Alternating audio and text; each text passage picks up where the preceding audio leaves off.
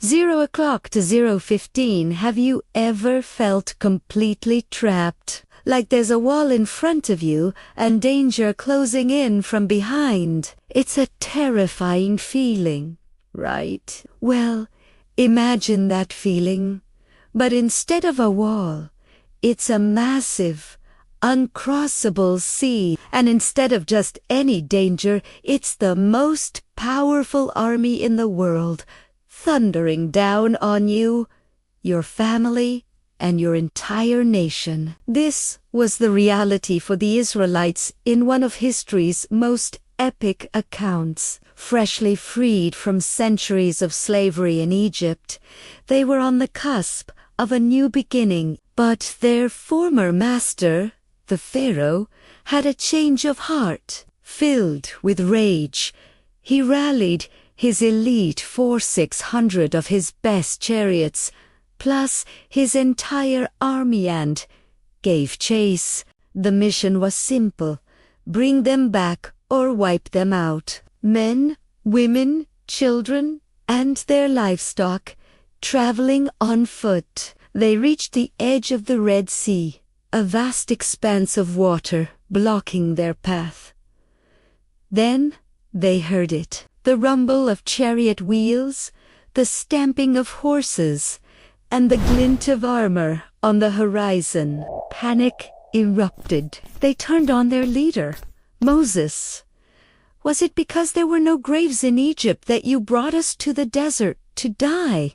they cried. "His people are terrified. The enemy is closing in, and there's nowhere to run." It's the ultimate rock and a hard place scenario, but in this moment of sheer desperation, Moses didn't panic. He stood firm and delivered a message of unshakable faith. He told the people, "Do not be afraid. Stand firm, and you will see the deliverance the Lord will bring you today. The Egyptians you see today you will never see again. The Lord will fight for you. You need only to be still." As the army drew closer, God gave Moses a simple yet monumental instruction: "Raise your staff and stretch out your hand over the sea to divide the water so that the Israelites can go through the sea on dry ground." Moses obeyed. He stretched his hand out over the water, and then the impossible began to happen. A strong east wind blew all through the night, pushing the waters back. The sea didn't just recede, it divided.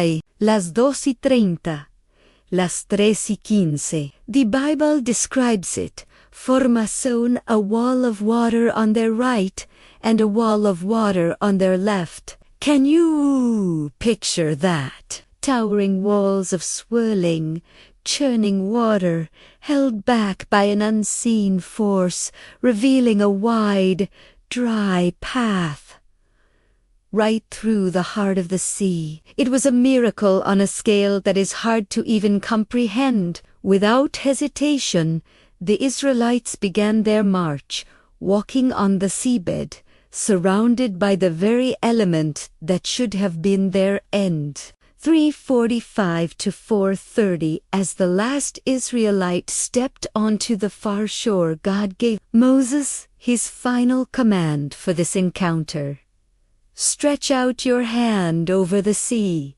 so that the waters may flow back over the Egyptians and their chariots and horsemen." Moses did as he was told. At daybreak, the sea returned to its full force. The towering walls of water crashed down, consuming the entire Egyptian army.